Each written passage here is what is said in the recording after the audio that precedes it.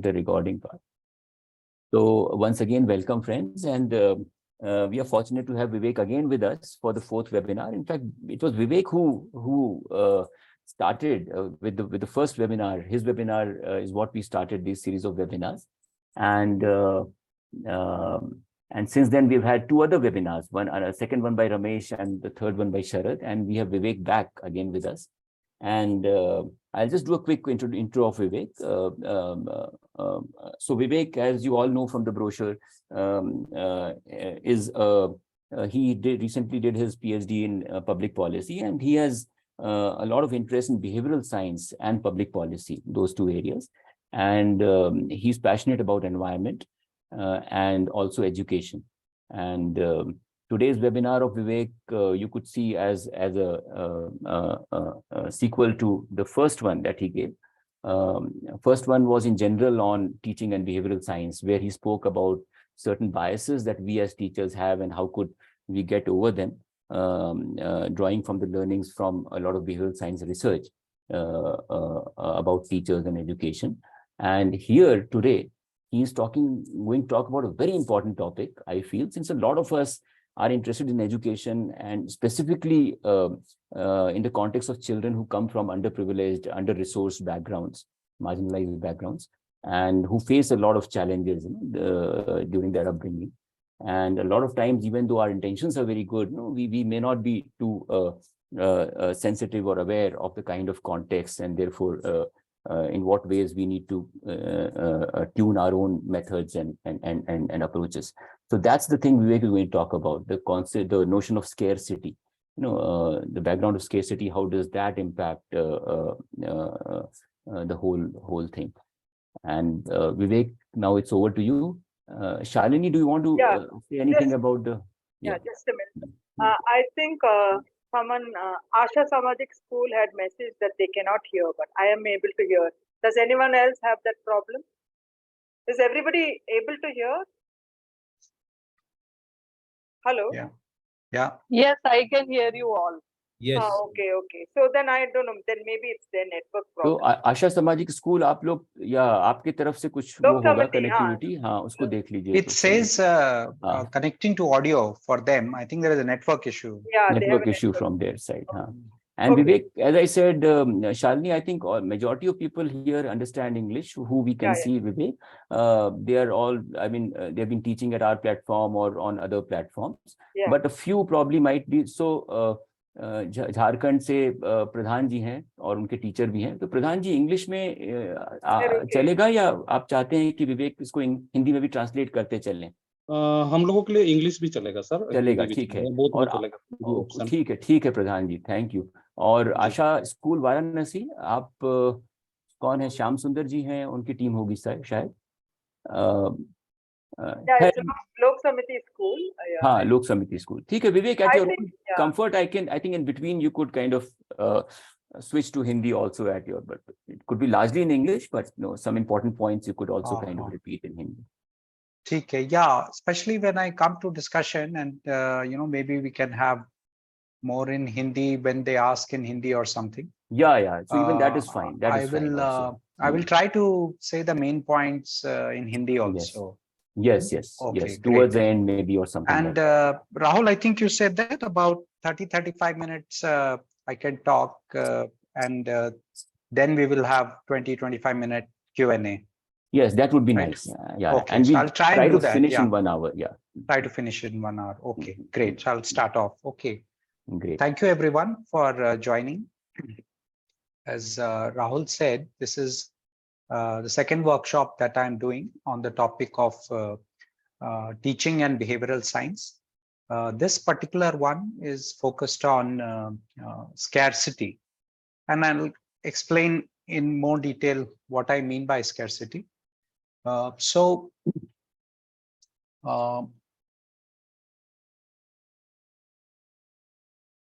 will just say that this workshop and any future workshops, we will be having a format of short presentation followed by a discussion.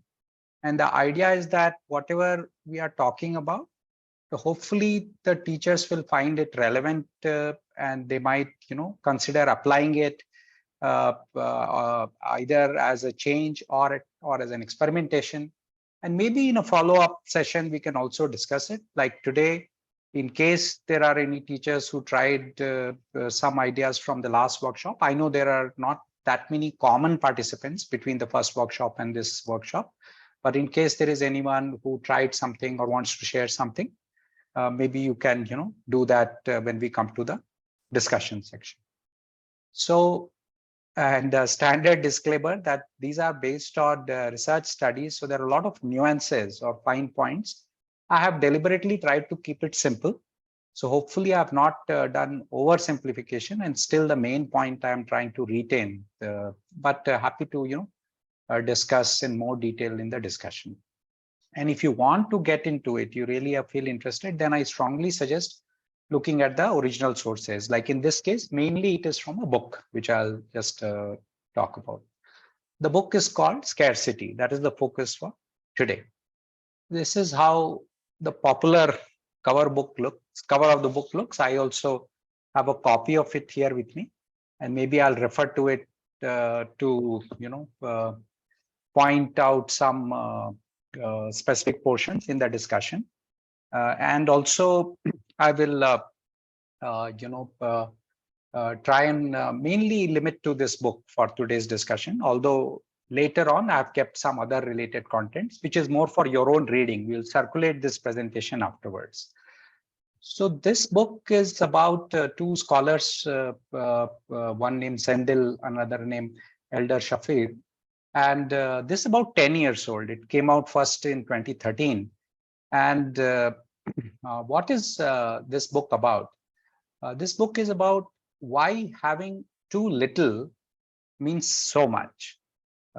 So naturally, poverty is what comes to our mind. And this book is also largely centered around poverty, but it also has some other themes. So all of us have some general idea of what is poverty, what is the problem associated with poverty. But this book is not just describing poverty. It means what poverty does to us, especially in the mind. The mind or behavior part is what this book is all about. It is to say that how scarcity, in a way, makes us more likely to remain poor, and what to do to recognize it and deal with it. And we as, let's say, teachers, how our understanding of that natural or likely pattern of scarcity creating a trap of more and more scarcity, more and more poverty, or continued scarcity, continued poverty, how we can understand that phenomena and try to deal with it in a proactive manner, in a designed manner. That's what this book is about. So the subtitle of the book, the main title, as I said, is Why Having Too Little Means So Much, is that there is a cost associated with not having enough, especially at the mental level. And human beings, if there is a challenge or limitation on the mind, then it affects all the rest of our lives. It affects our health, it affects our productivity, it affects our creativity and goals and results and so on. So there is an enormous cost associated with having too little. Fundamentally, but what do they mean when they say scarcity? So it is more about what you feel, having less than what you feel that you need. If you mentally feel that I have scarcity, that I don't have, what I need, that is the definition. It is not an absolute scale saying, like poverty measurements done by Government of India or US saying these many dollars or these many rupees is the limit. No, that is not what is the basis of this research. It is about what you feel in terms of scarcity. So in that sense, this is a subjective feeling. And most of the things in this kind of field, behavioral science, psychology, etc., are based on what you feel. So, so Rahul, just side question, I'll continue like this unless you feel I should try and also translate this stage. No, it is fine, I think. It is fine. I'm going slowly because there may be audio issues, there may be, different levels of language skills. So I'm going a bit slowly. It's perfectly fine. और जो यहाँ पे साथी लोग हैं जिनको विवेक जी की English ठीक से समझ में नहीं आ रही है, वो लास्ट में वी विल हैव 20 मिनट हम लोग रखेंगे क्वेश्चन आंसर्स के लिए, तो आप अपने सवाल उस समय भी पूछ सकते हैं। Okay. Yes Great. Vivek. Okay. So now let's come to more detail about scarcity in terms of resources, because that is the source of scarcity. Uh, so what the book says is that when you have scarcity of resources and you feel that, then it has very powerful effects, especially powerful adverse effects. There are some positive effects also. We'll talk about positive ones also. These are the adverse effects that it talks about. So time, we all understand, when we have very little time, then we may end up having to commit to do things, but we don't have time to do it. We may miss deadlines. When we don't have money, then we may have to borrow. We may have bills that we are not able to pay. Likewise, if we have a problem on dietary restriction, like let's say I'm trying to lose weight, or I have been diagnosed with some illness that puts me on a diet, then I may feel that I'm prevented from eating something that I like, and I may have that sort of scarcity. And likewise for hunger, if I am physiologically, I'm not getting enough food, then actually it becomes a very overpowering issue. And if I'm kept hungry again and again, then it becomes something that is always burdening my mind. So these are from a resource or scarcity of things perspective, what they mean by scarcity. Now, across these resources, what happens is that scarcity tends to capture the mind. Most of the time, those who are facing resource scarcity, where there is shortage that you can feel, we get absorbed into it. We get absorbed under that scarcity. And it is not just the feeling of displeasure or you're not happy about it. It fundamentally changes how I think if I'm under scarcity. In other words, it is having some sort of an imposition or overpowering effect of on the mind, and you're not free. You don't have that freedom of mind if you are facing scarcity. For instance, if you imagine that you are very poor and you have a child that you need to guide, let's say in education or on day-to-day learning, it is a tough job. Poor parents are also unfortunately having this scarcity additional difficulty that is placed on them. And repeatedly, studies after study, it has been found that poor parents become or are less able to guide their children. They are poor, they end up being poor parents compared to similar people who are not poor. So this is the basic meaning. Now I'll basically expand on this same idea of scarcity and what it does in several ways, so that you get a full picture of what we are talking about. So let's look at it in a way that this book talks about more from a science or behavior perspective, that when we feel scarcity, it reduces our mental bandwidth. When I say bandwidth here, I mean the mental bandwidth. So by and large, the effect of that is that our experience gets altered in a harmful way. There are a few beneficial effects also. So what is the beneficial effect? We tend to pay more attention to the immediate pressing issue on hand. That's you can say the focus part of it. For instance, the poor tend to use money better because they're so strapped of resources in terms of wealth or capital or cash. So they tend to be good users of that resource. All of us, when we are close to a deadline, we tend to be better users of that remaining few hours or days or whatever it is than when we are earlier. So this is what we call focus, that this scarcity creates a positive effect also called we are able to focus on something in the short term. But scarcity also really occupies us, it really traps us, and it is able to take our attention away from other things which may also be important. Some of them may be important right now, actually, and we are not able to pay attention on those. And some of the things may be more important or strategically important for the long term, and we are not able to pay attention.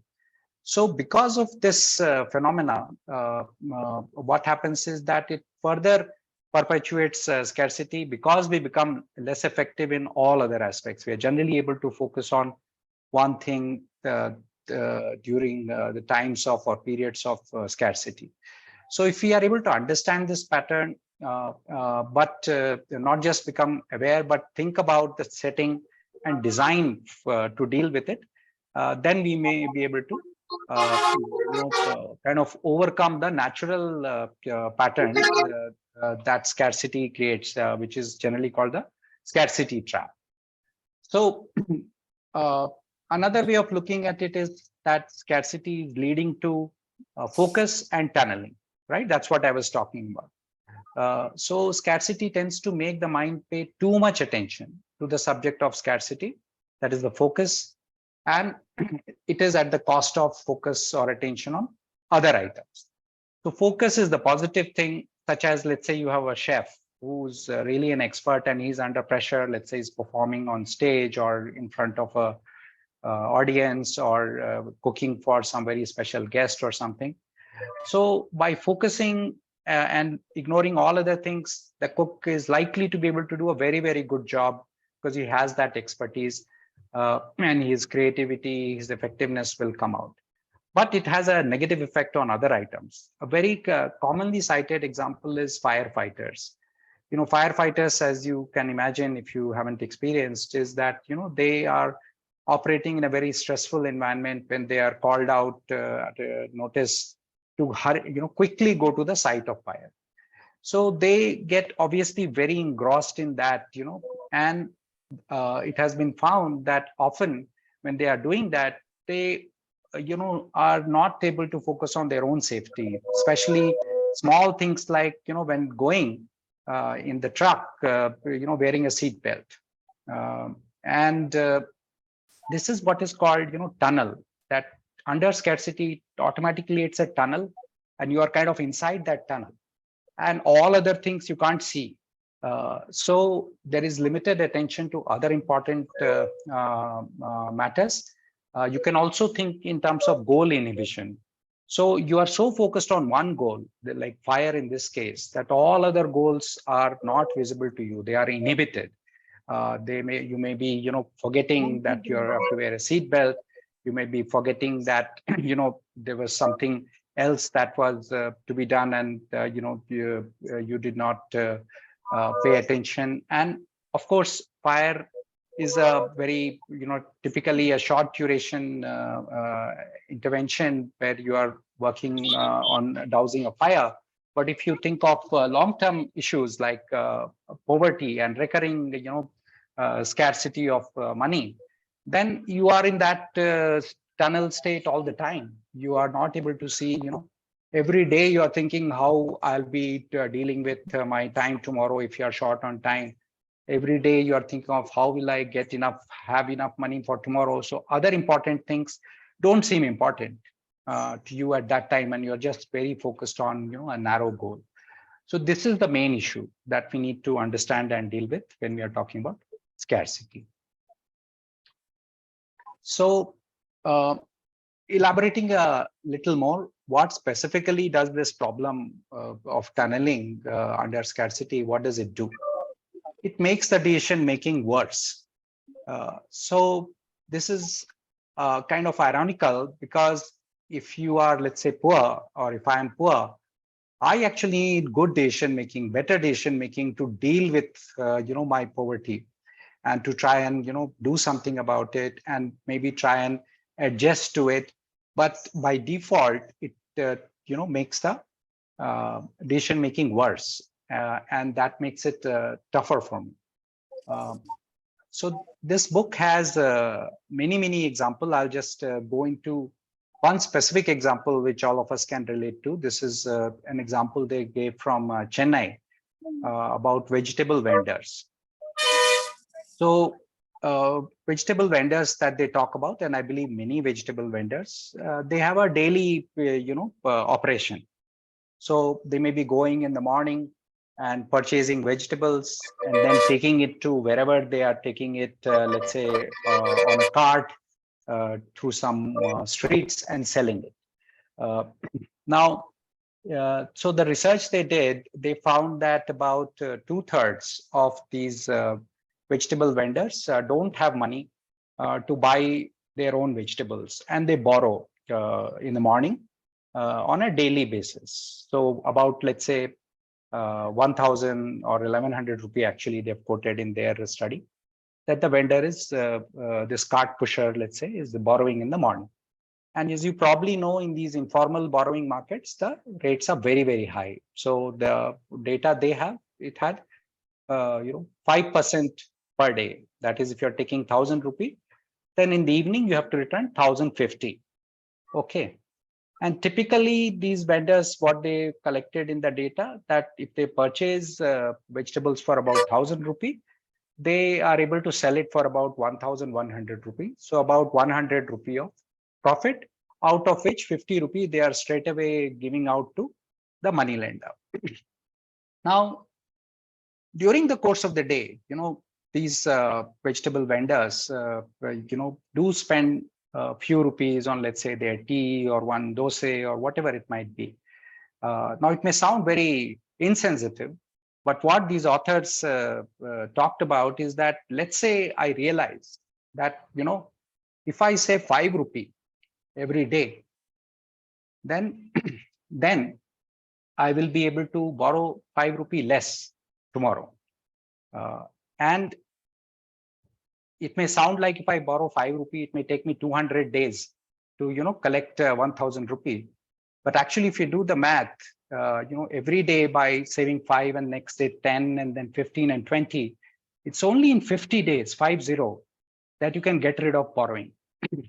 Because you'll be, saving that much on interest also. There's a very steep interest, remember, 5% per day. And this study, by the way, has been done not only by these authors, but similar studies by other authors. And there's similar, numbers they all come up with.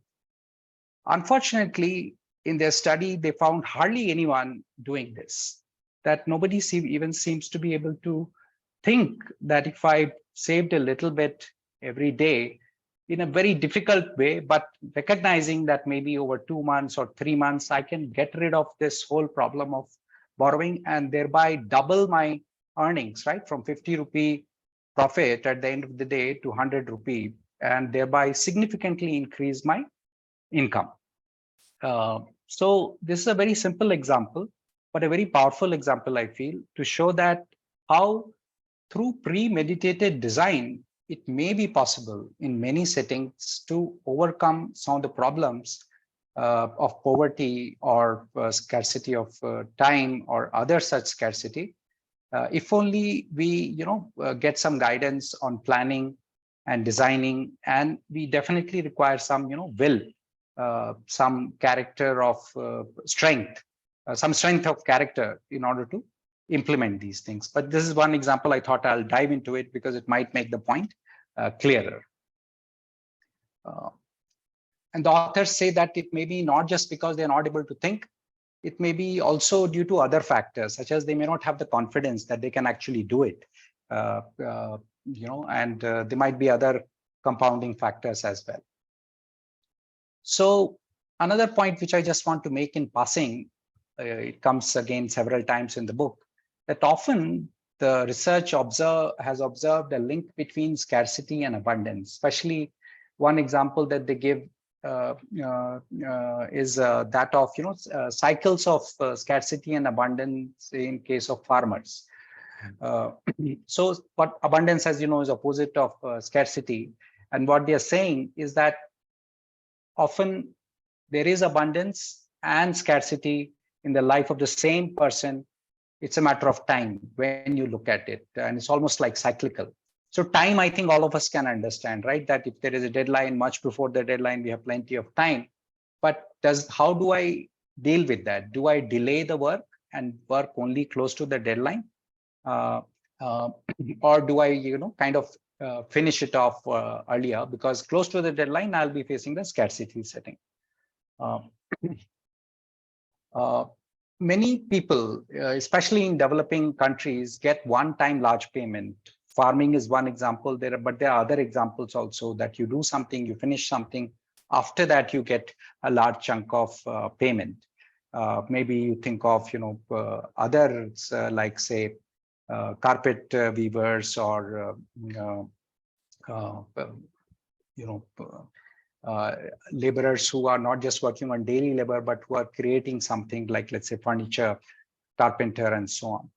So it has been found that there is an inability to spread the money over time, because at that time, when you have abundance, you are not able to think that there'll be scarcity coming if I don't plan properly.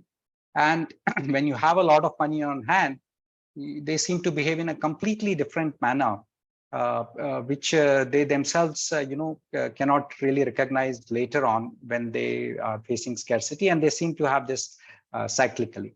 So how we feel under abundance and how we choose to deal with it often dictates if we will suffer from scarcity or not.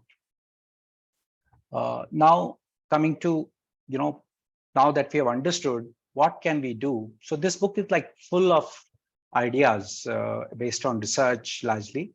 But conceptually, what they are talking about is that if you're talking about issue with mental bandwidth, then how can we try and provide bandwidth? So one way of doing that is that if bandwidth varies with time, right? Like I was talking about this farmer example, that if the farmer is under scarcity, 6 months after the harvest and is having plentiful bandwidth right after the harvest when they receive money, then can we do planning? Can we do the difficult decision making, scheduling, those type of tasks when the high bandwidth is there? Let's say you are committing to some savings to put something. Those things can be decided better. Those commitments to recurring savings can be made by the policymakers. Those interventions to enroll people to do savings can be better done after the harvest when the farmers are receiving the money. Another intervention, another class of interventions that is possible is that demand less bandwidth. You know that this class or this group of people are facing scarcity or have faced scarcity, and they are under that tunneling effect. Then how can we keep classes simple? How can we maybe use some rules of thumb rather than very complicated details? So one example they give is from accounting. That accounting, as those of you who have looked at it or some idea of it, it can be very involved, may seem really, too complex. But even in accounting, there are simple rules of thumb, and can we at least impart those to make sure those who you are trying to equip with accounting basics get to learn those rules of thumb, get to internalize it. So that will require less bandwidth than going into full details of accounting. I think the preventive part, which is about, you can say, the training to deal with scarcity, is really interesting. So here, one idea is that try to design in such a way that even negligence leads to design outcome. One example that they have given, this not from poverty, but it is from time perspective, is cockpit engines. So if you imagine being a pilot and having a cockpit, being in a cockpit, and you have a lot of these controls in front of you, the design of that cockpit, where the controls are placed, how they look and all, has evolved over time. Initially, especially in wars and all, they found that there were recurring mistakes being made by pilots despite good training, and nothing wrong with the equipment, human error again and again. So they identified that design can be used to separate out things which pilots are mixing up with. So whether it is in terms of separating out, whether it is in terms of colors or texture or positioning and so on, they made lot of changes over time. And by now, there are standards in place on how to design the panel inside. So in our words, what we mean is that change the environment. Don't expect that the child or the student only has the opportunity to change. Maybe the environment itself can be changed. And sometimes they can change, take help of others. So for instance, busy executives, they know that they do go through tunneling all the time, right? They are jumping from meeting to meeting to meeting. And in each meeting, they have to focus on that particular topic.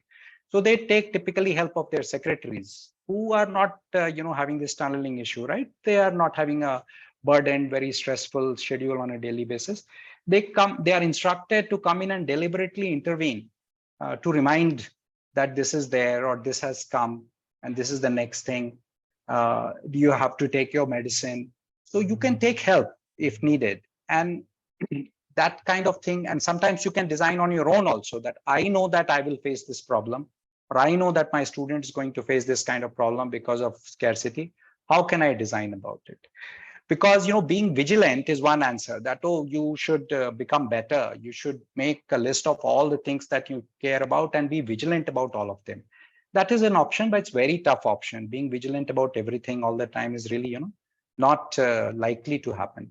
So instead, can you make a structural change, which is a one-time change, so that that is taken out of vigilance and it becomes a one-time action. Hey, Rahul, sorry to interrupt. Can you give me just a 1 minute break? Huh? I need to. You're asking just a busy thing. So I'll leave the screen on. If you can give me just a 1 minute. Sure, Vivek. Yeah, no issues.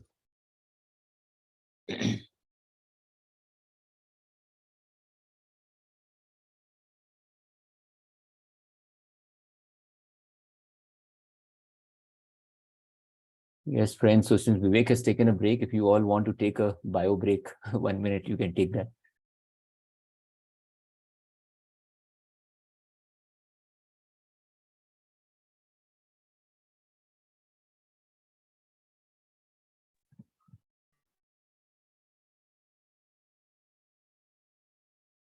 Okay, sorry about that. There was something scheduled, No issues. and No issues. so didn't take long, I think. So I'll go into one more deep dive, but let me just finish this one. I think we're okay on time. So I was saying vigilance can be tough, but vigilance is definitely something that is possible, but it may take a lot of effort and a lot of mental capacity or bandwidth to be vigilant about all your goals and track them and all. So that can be in a way transferred through planning. That if you can provide a template or a checklist or something, like for instance, many of the people who are under tuberculosis, TB. One of the main reasons why TB treatment fails is a lack of compliance of taking medicines.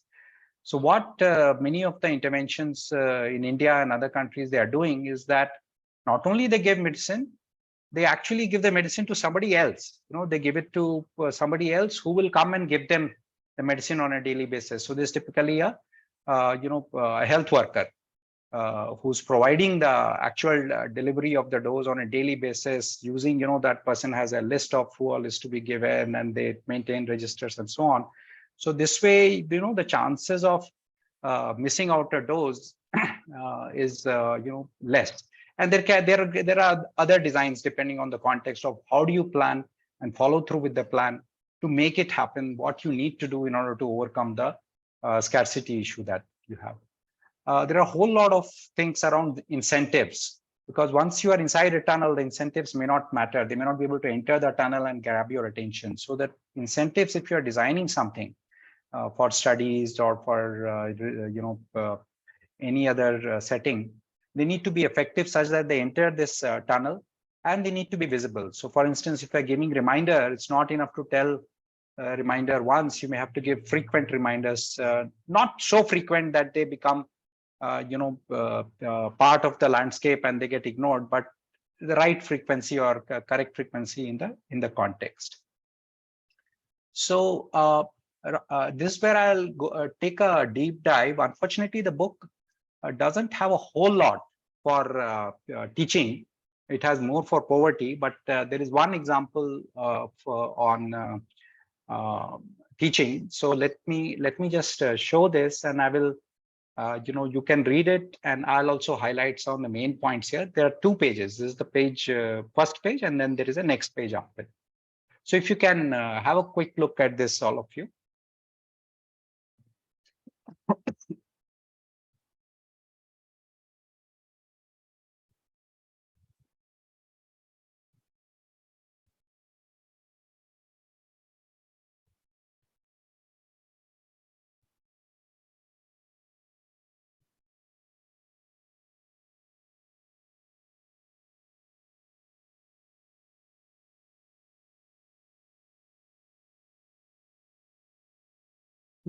So it says that, let's say I have enrolled for a program that I want to do, training program, but I have so many other pressing things to attend to, right? Right. And therefore it kind of slips and yeah, when I the feel, time to attend the class, yeah. it does not seem important enough.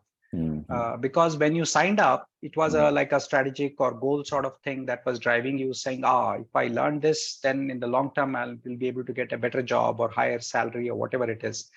But now that the time has come, you're still in that scarcity, you're still facing day-to-day issues. It seems like, what will happen if I, miss this class? I have to deal with this other problem of, let's say, cooking the dinner, or finding getting a little more work done so that I get paid, or whatever it is. That seems like really, really important.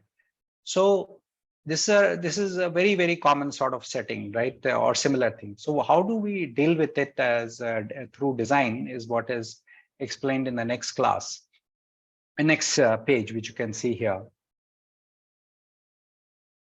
Okay.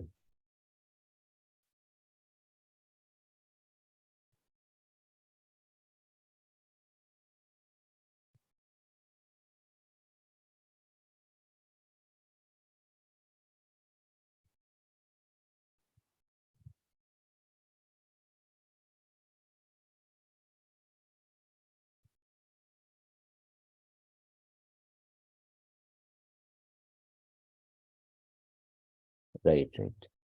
So the idea is that Yeah. instead of having a linear class, which is what most of the programs are designed as, you provide parallel sessions. So this is more an organizational thing that, can the organization that is offering a course or training, can they design it in this way? And I was telling Rahul over a phone call that, I'm attending a Kannada, spoken Kannada class where the teacher is doing precisely this. I don't know if he has read it from here or where did he do it, but every couple of weeks he starts one more session. So even if I, first of all, if I miss anything, I always have the recording to, listen to. And he also puts a lot of it in text in the WhatsApp group. So there are, ways he's providing me to deal with my time scarcity. And he has designed it in that way, both within the same class group. And if I am really struggling, he says, okay, no problem. You don't even need to pay. Just join the next class group. It's only me. It's not like I'm transferring it to, somebody else. So it can be done even at a small scale, at an individual level also, if we can think in our setting, what does this kind of thing mean, or maybe something slightly different in the setting. But basic idea is that, can we recognize what problems our students are likely to face, and what kind of design changes I can make as a teacher. And in fact, this is one of the reasons, online education is also by design,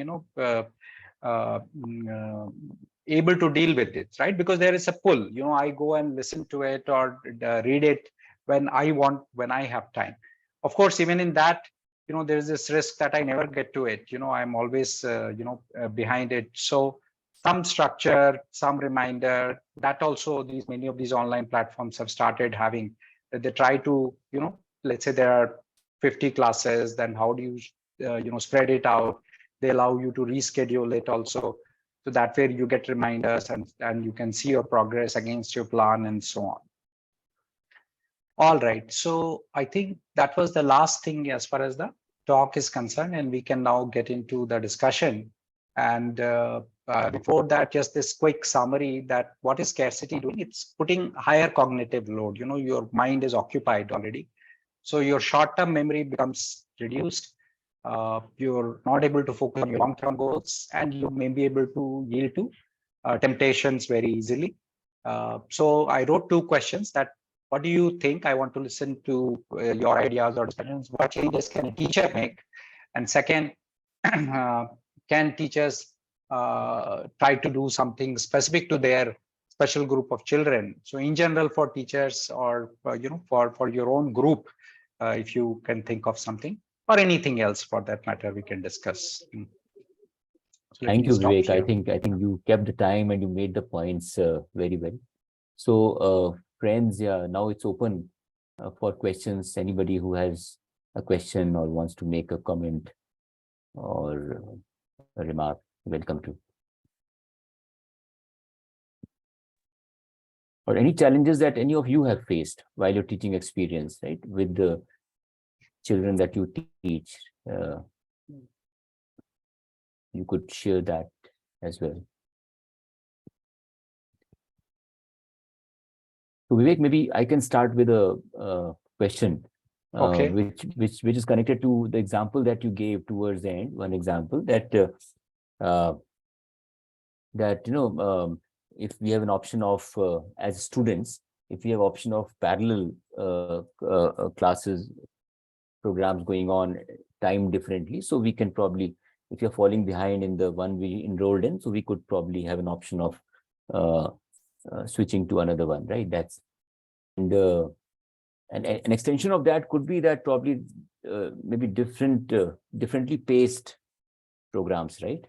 In a class, typically in any class there is diversity of students, right? So so let's say we are teaching mathematics or any particular subject, there'll always be some students who struggle more than others, right, in grasping the concepts. Yeah, they need more time. So this is a challenge that teachers face, and more specifically with the underprivileged students, because there one will find that how to pay attention to students who are kind of simply falling behind, who need more time, So what can one teacher do in a class like that, where the teacher may not have option of doing parallel courses, but maybe some intervention may be possible there also, right?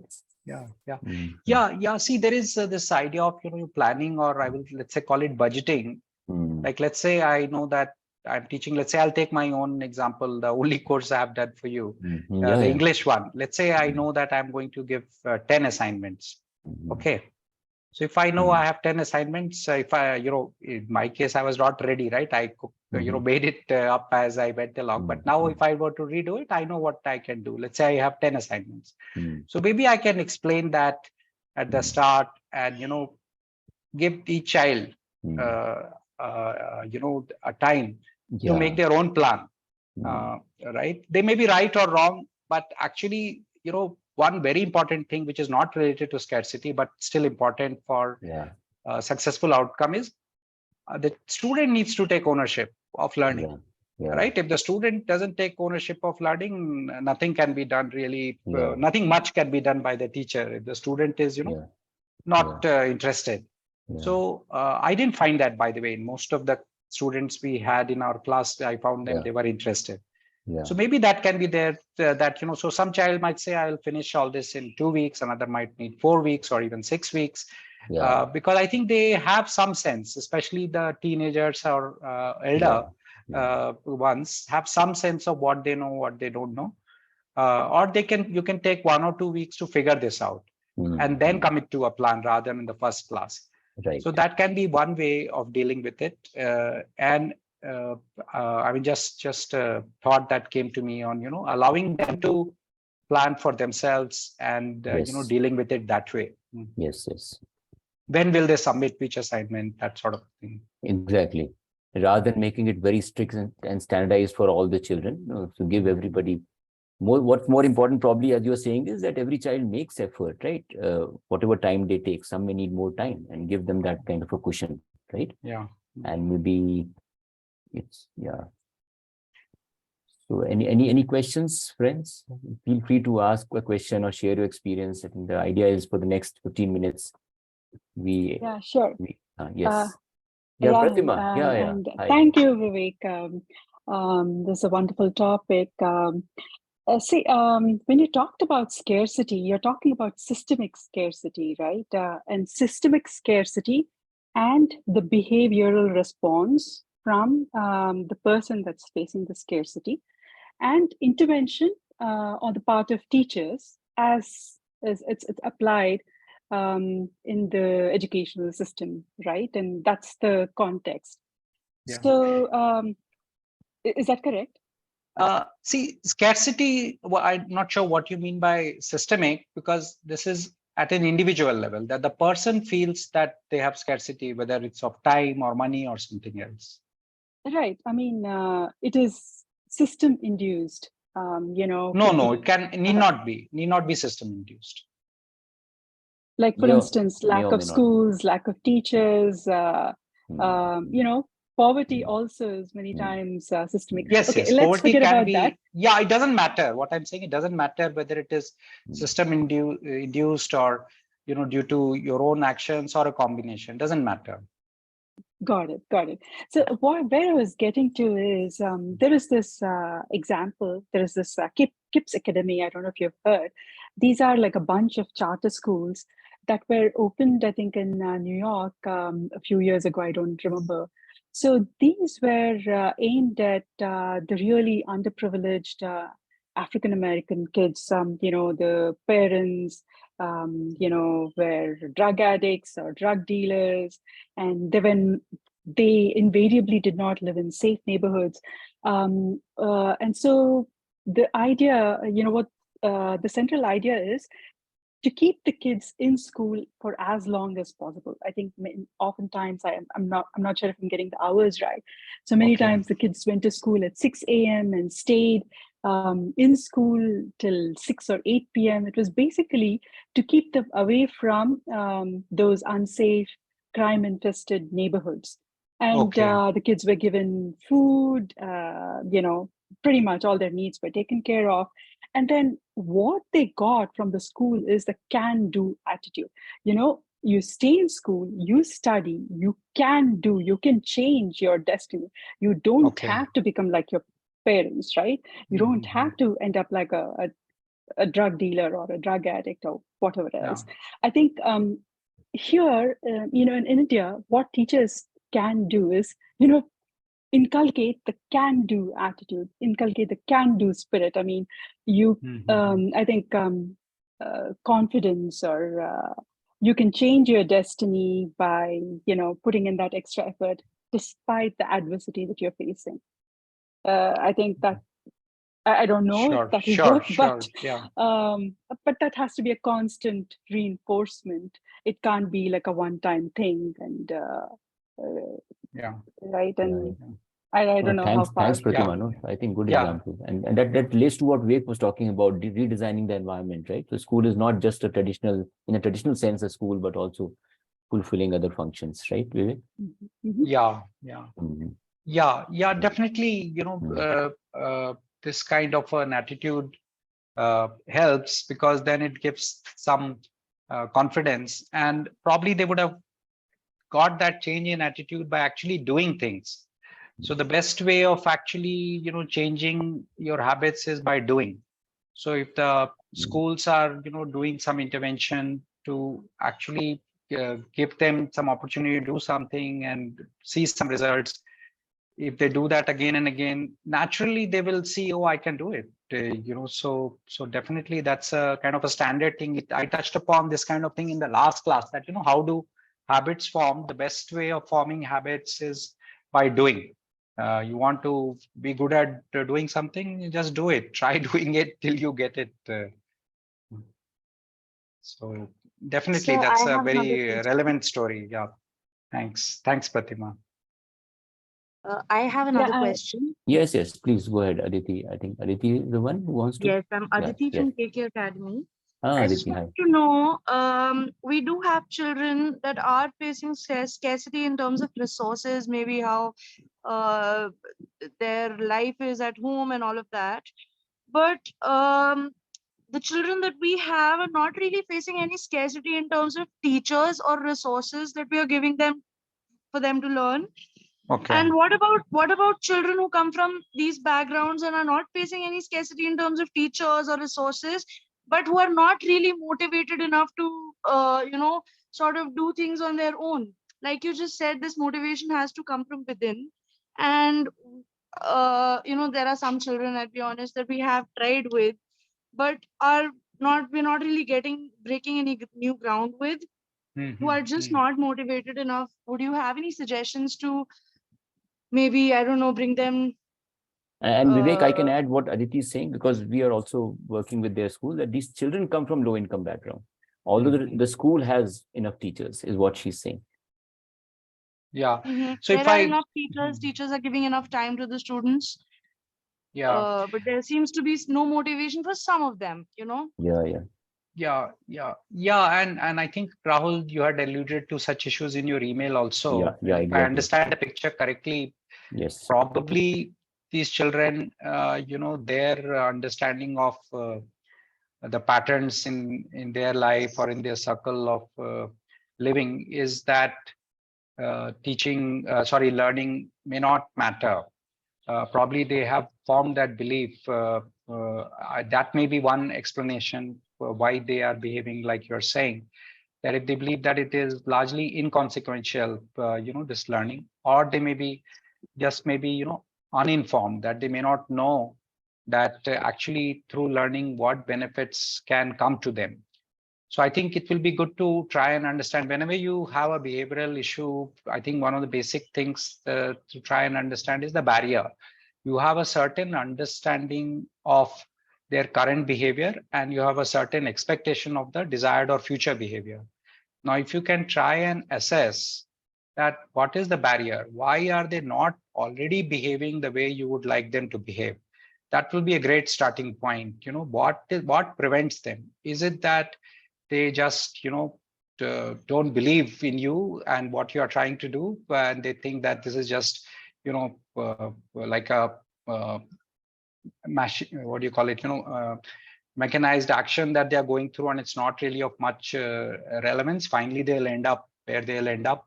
Or is it that they just don't have an idea of the great opportunity that you are providing them?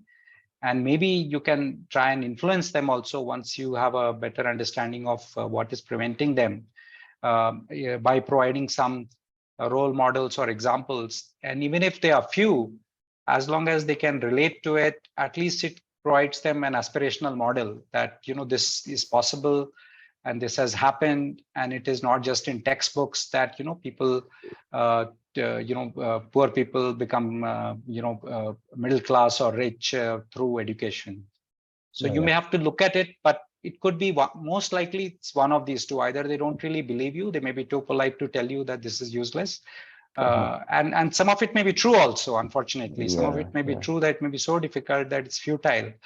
And of course, I won't go into the behavioral reasons underlying it. That's probably that next talk I was talking to, that unfortunately humans are not geared towards learning in schools and classes and all. These are not natural. These are not well aligned to our ways of learning.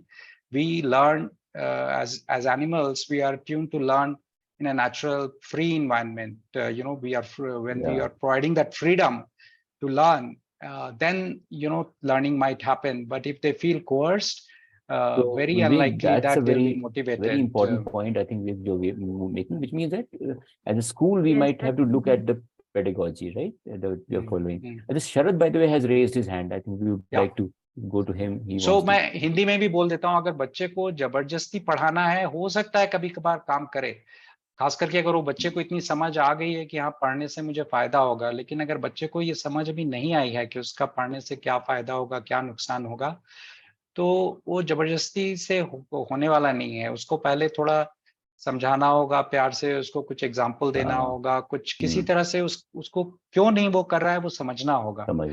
And I think as teachers we deal with it all the time, but most of the time we just ignore it because we have to teach and move on. Sharad, I think you have a point to share. Hi Vivek, thanks for such a wonderful talk. I mean, I may not be directly related to this, but I'm just trying to link it to the subject you have touched upon. Sure.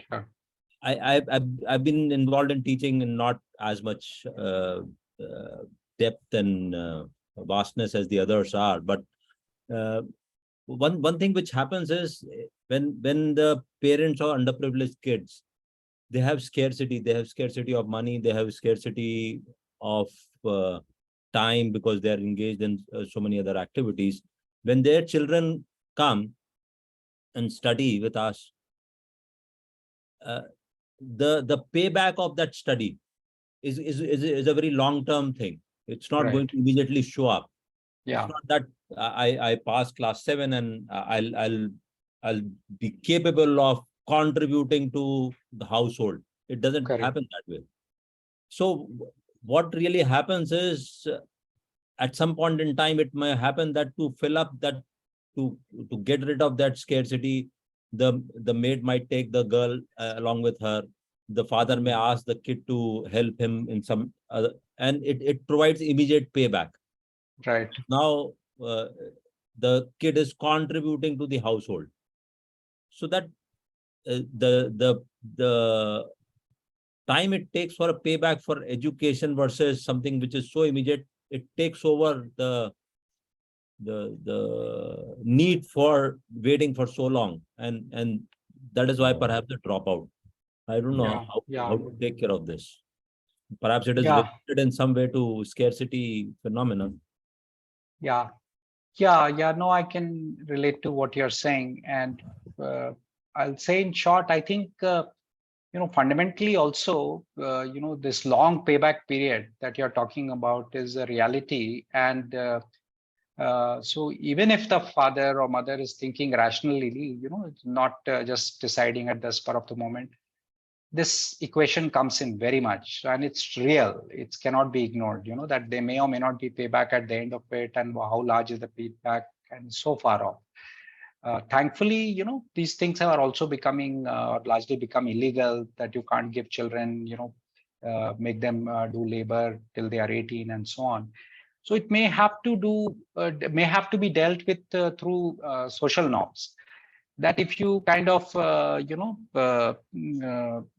set an expectation that pad aaya hai bacha, the child is there in the school, that is looked upon highly, or it is looked upon in a positive way, and child is not studying and doing labor or something, is discouraged by the society, by the neighbors, the whoever is, let's say I face such a situation that the maid comes with their child to do the work. Now, if I turn a blind eye on it, it only reinforces that behavior. But if I say that, this is illegal, and that this is actually so detrimental to their long-term future, then maybe it may have an effect. And if every house does that, then they have no opening, right? So I'm just giving you social norm sort of an answer. And if their neighbors also say that you are not teaching your child and I'm teaching my child, the child may also feel that, I want to study, or I need to study, and they may tell their parent that I want to study. I don't know, Rahul or others who have experience in dealing with it. That's also a very important point, Vivek, that we as middle class people, we also at least need to be mindful of our own. And we don't allow child labor at our own places, right? Mm-hmm. Somebody else, coming in. Do we have a quick moment? Yes. I'm sorry. Yes, Kala. Yes. Yes. Hello, Vivek and Rahul. My take on this is a bit different, although I have been teaching for donkey's years, but to the privileged lot by and large, and of late to the underprivileged too. And if we are discussing about allowing or giving them the opportunity to, what can we do to help them attend the classes, or how can we build that motivation that Pratima was mentioning about?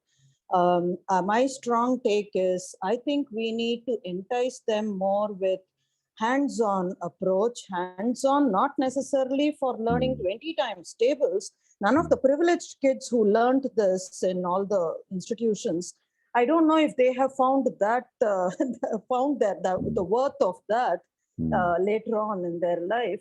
But I would strongly suggest, having some carpentry sessions, or having, if you have hands-on classes, offline classes, tailoring sessions or something like that, that would entice them to, hey, I'm going to learn something like that, even a plumbing job. I always regret that, hey, why did I learn all this where I can't fix a light bulb or, fix a tap, whereas my mom can, right? So if you teach that, that will probably help them to attend the sessions regularly and then slowly build, the first 15 minutes or half an hour probably should be something like that. And then add on some English or math is my take on this after all these years.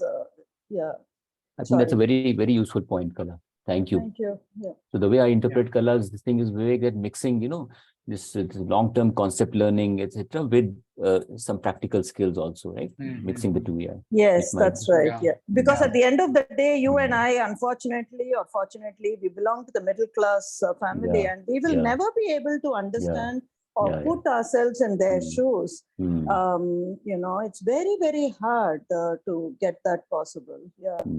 Right.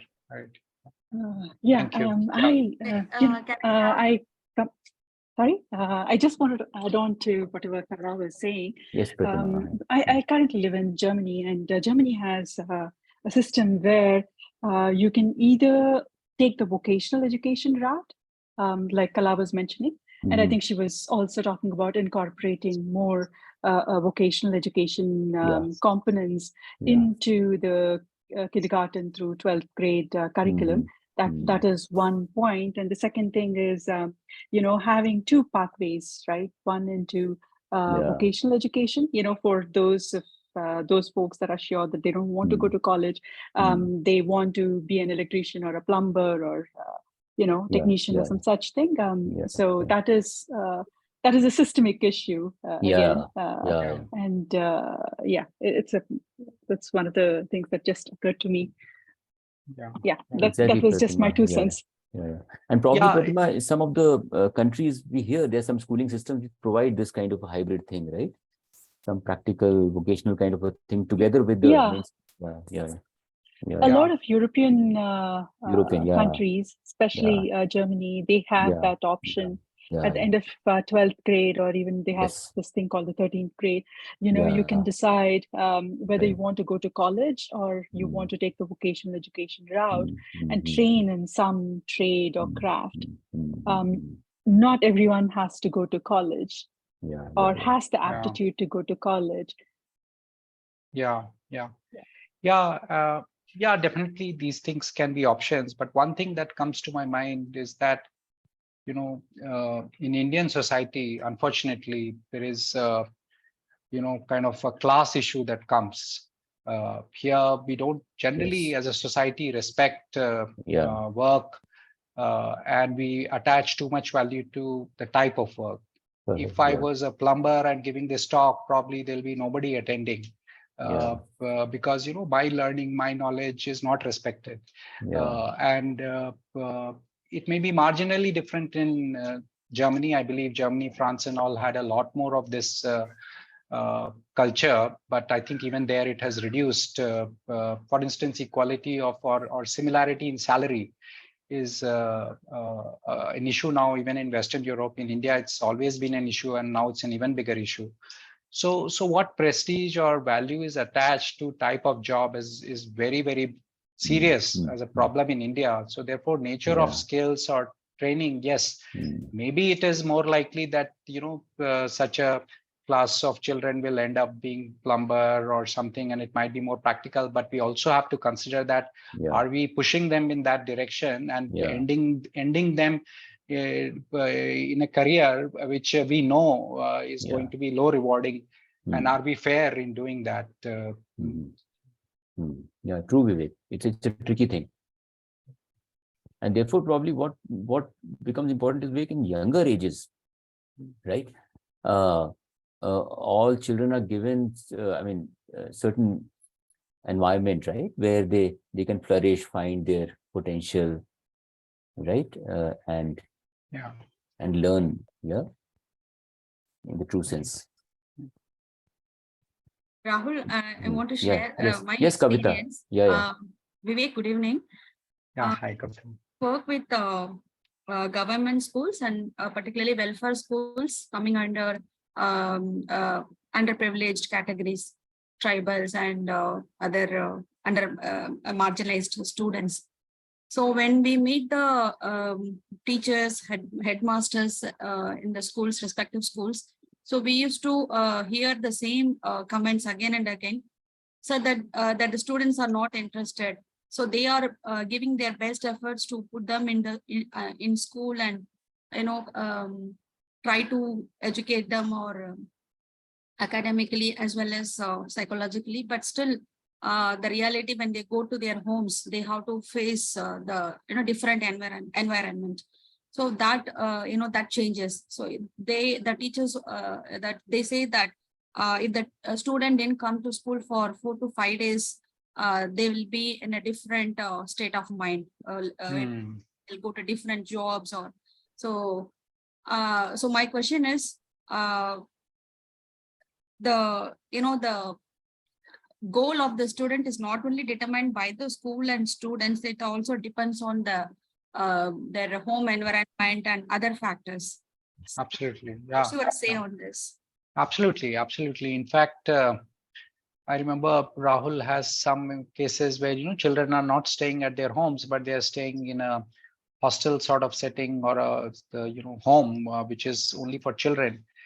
So in fact, yes, changing the environment is a huge change, and that can be a very positive thing, because it can break that link of that feeling of scarcity. They may be able to come out of it if they are able to stay in a hostel or a secure place where they are not worried about their parents fighting or shortage of money or whether I'll get food or not. Then at least that child's mind is free.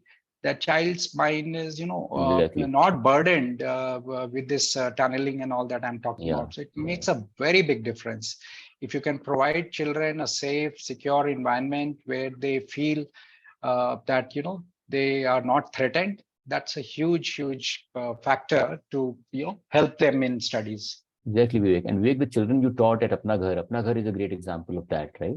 And what Pratima was mentioning about these Afro-American kids, right? At least if not the hostel, at least a great part of the day they spend there, and it's a similar kind of a thing, right? They're kept away from the hardships. Yeah, we have only one mind. It's just because we go to school or something doesn't mean that we forget the rest. It's all there in our mind. It's all there in our experience. So if our day-to-day setting can be fundamentally altered and improved to make us put our minds at ease. If the mind is not at ease, you can't perform well in studies. Those of you who have tried writing or are scholars, you know that even with regular level of ease of mind, you can't write well. You would know that there are so many who take a break, who cut off and go somewhere, right? They want to do some research or writing, because you need that slack.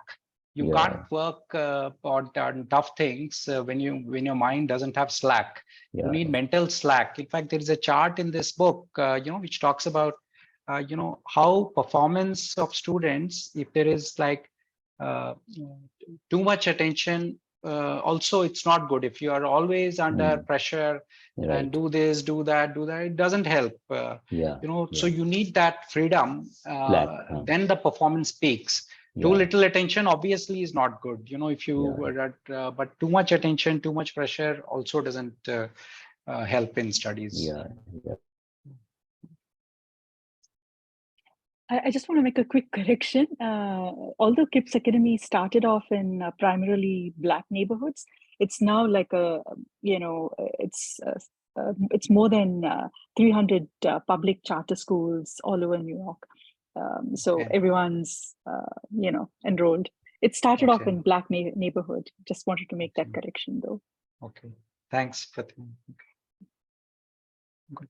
So I think we can stop here, and I will not go through the appendix, but you can, those of you who are interested, when we circulate, you can look at it. There are a few more resources, such as a book summary, which summarizes this book that I just took you through. And there are some more slides for more recent or related research, such as how psychology of poverty. So we have been discussing same kind of thing. This will, if you read it, in case you are interested, you'll get a little more detail. And there are some India-specific resources also, such as this particular book, which is available on Google Books on cognitive development of culturally deprived children. This is the kind of thing that's there in the book.